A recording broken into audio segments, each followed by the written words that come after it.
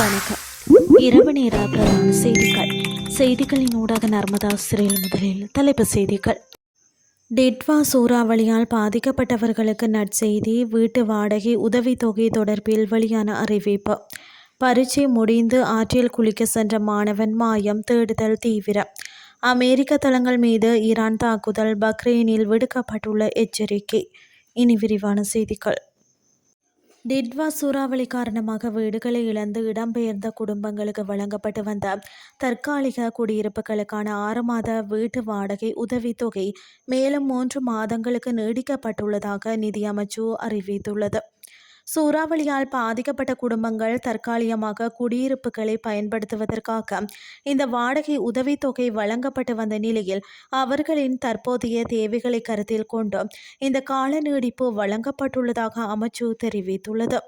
இதன் மூலம் வீடுகளை இழந்த பாதிக்கப்பட்ட குடும்பங்கள் தொடர்ந்து மேலும் 3 மாதங்களுக்கு வீட்டு வாடகை உதவித்தொகையை பெற்றுக்கொள்ள முடியும் என நிதி அமைச்சு குறிப்பிட்டுள்ளது.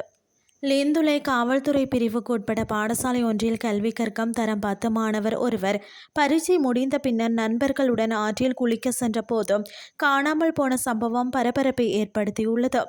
இன்று நண்பகல் சுமார் 12:30 மணியளவில் பாடசாலையில் நடைபெற்ற பரீட்சையை எழுதி முடித்த 10 மாணவர்கள் பாடசாலையில் இருந்து வெளியேறி ஓல்ரீம் பகுதியின் கொத்தமலை ஆற்றில் நீராட சென்றுள்ளனர். இதன்போது மாணவர்களில் 9 பேர் பாதுகாப்பாக கரை திரும்பிய நிலையில் ஒரு மாணவன் மாத்திரம் நீரில் அடித்து செல்லப்பட்டு காணாமல் போயுள்ளதாக தெரிவிக்கப்படுகிறது. காணாமல் போனவர் 15 வயதுடையவர்கள் என அடையாளம் காணப்பட்டுள்ளார்.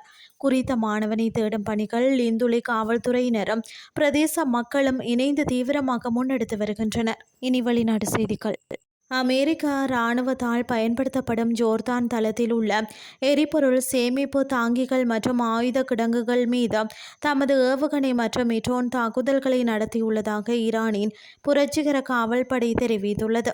ஜோர்தானின் இளவரசர் கசன் விமான படையணி தளத்தை ஏவுகணைகள் மற்றும் ட்ரோன்கள் தாக்கியுள்ளதாக ஈரான் குறிப்பிட்டுள்ளதாக சர்வதேச ஊடகங்கள் செய்தி வெளியிட்டுள்ளன.